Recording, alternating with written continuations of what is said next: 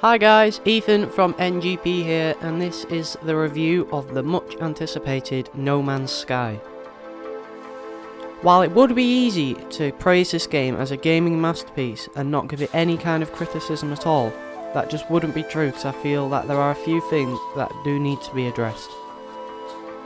No Man's Sky drops you into a universe of 18 quintillion planets.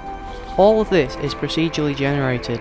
The planets themselves, the conditions, the plant life and the animal life, and the intelligent life forms are all different everywhere you go.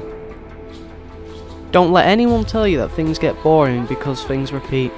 Just in my starting solar system, there was a red dusty planet covered in hills and valleys, a mountainous barren planet with no atmosphere and devoid of life, a desert with dry plains between strange block formations, and a lush tropical planet teeming with all kinds of plant life. Seeing a strange unique creature is genuinely entertaining, as you study its morphology and check if it poses a threat to you. Despite this, playing on the more inhospitable planets can become a little mundane, as you see the endless stretches of the same surprisingly bland grey texture, but then you see a cave filled with crystals and you're hooked again.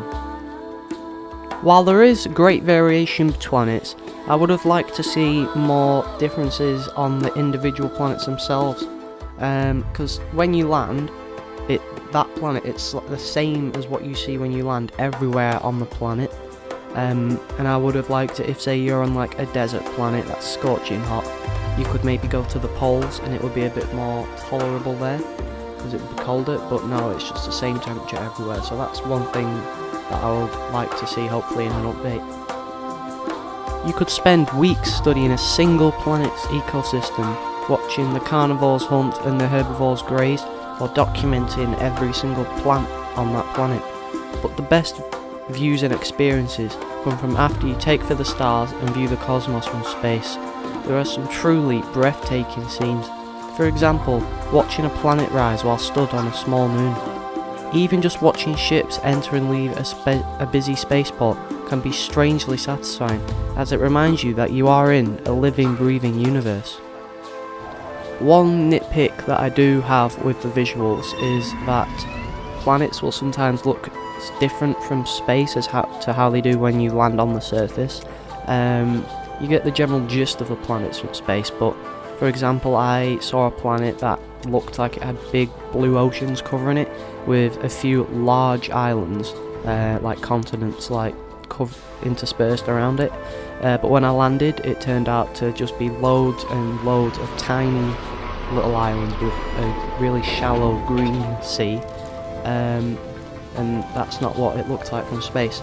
And also, when you are in a ship flying around in atmosphere, you can't tell what the weather is going to be like, because on this planet that I'm talking about, when I'm flying around it looks like nice, the air's clear, but when I land it's suddenly raining acid.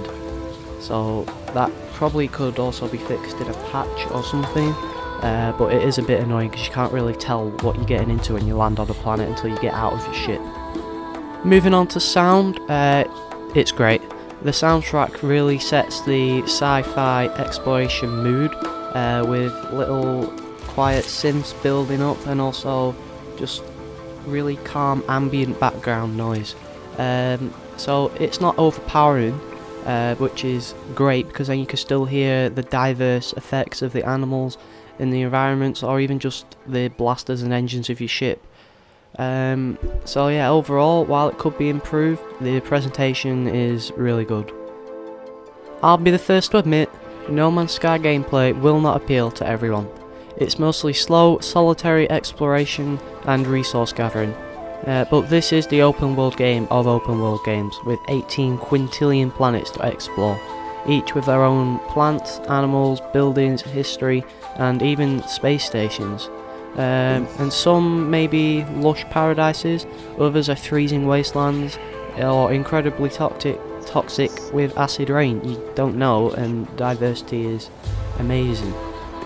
While the grind may seem long, it's always purposeful. You know what you're trying to do and what you're trying to achieve, and speaking of achievements, you are constantly rewarded with achievements and new gear as you go around and explore. Discovering a new tech blueprint or item recipe is genuinely exciting as you check out how it could help you in the future, or it turns out it might be useless to you. Everything that you discover you can name and upload for any future travellers to see, and this is more fun than you might think, coming up with silly names or something, or really clever names.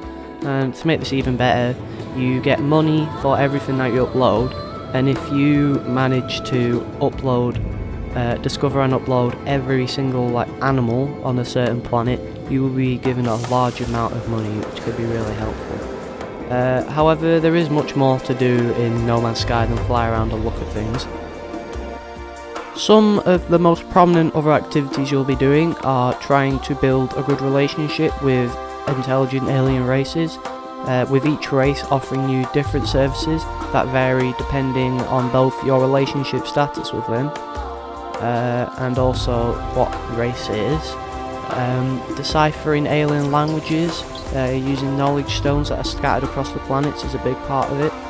Buying and selling goods for the best prices, that's really quite ingenious, because you can sell things for different prices at different places, and it tells you if it's going to sell good here, like it sells for more money or less money, and also the same thing with buying.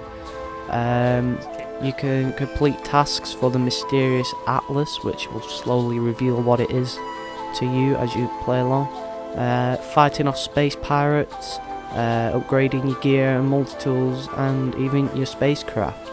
And remember, this is all across multiple planets and even star systems. But most importantly, you're going to be doing a lot of inventory management. You start off with a very small amount of slots in your exosuit and your ship and your multi-tool. But these can be upgraded through exploration, but it does take a while. So you are going to have to get used to picking and choosing what you want at a certain amount of time and not just being a resource hoarder.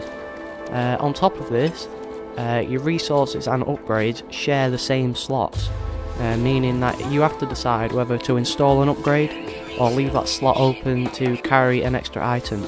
And you can dismantle things after, so you can make something that will help you in that moment, and then when it's not useful anymore, get rid of it and use that slot for a resource.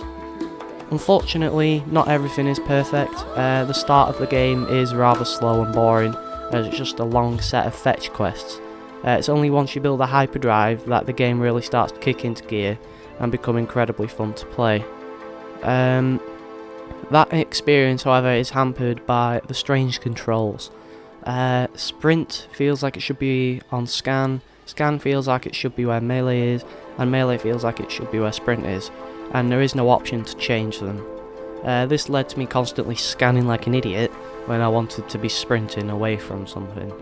And also, for anyone like me who likes this vertical stick to be inverted while flying, which feels natural, seems like that's how you would fly in real life, that needs to be changed in the options. Luckily, once you get used to it, the game becomes much easier and more fun to play. As a final note, don't go into this game expecting to easily find your friends and meet up. Myself and Ryan tried for over an hour and couldn't even find the same region of space looking on the galactic map. But I think that's very unfortunate.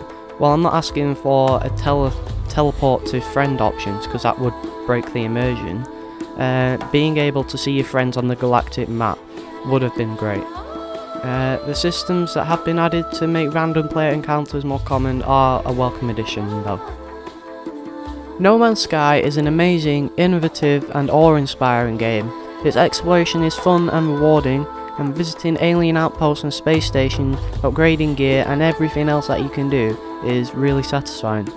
Combine this with base building and owning large freighter ships coming in the next update, this game easily earned its rating of 9.5 on the PS4 and unfortunately only a 9 out of 10 on the PC. I didn't deduct any points for its odd controls and slow start, as they are quickly forgotten amidst the infinite hours of gameplay. It's mainly the lack of solid multiplayer support that costs this game its perfect 10. But the other thing that brought it down is crashes and glitches. It is an open world game, so that thing is expected, but just in the first 2 days of playing it, I've had 4 crashes on PS4. Luckily on the PS4 they aren't that bad because it loads up pretty quickly and it just puts you right back to where you were. But on the PC it's a lot more prevalent and some people can't even start the game up. So that is a real problem that needs to be fixed, and that's why the rating is lower on the PC. I really do recommend getting this game, especially on PS4, because the main reason I'm saying this is, well, first off because of crashes, but more so the share functionality of the PS4. The chat between me and Ryan, who's the other person who's got this game, it's just been full up with us sending pictures to each other of just strange, wonderful things that we've seen, and just constantly talking about the experiences that we've had. It's been great. Thank you for watching. For more videos of all types, subscribe here on Northern Gaming People. If you liked this video, then consider giving the video a like, and please leave a comment telling us what you think of No Man's Sky and what you think of this video.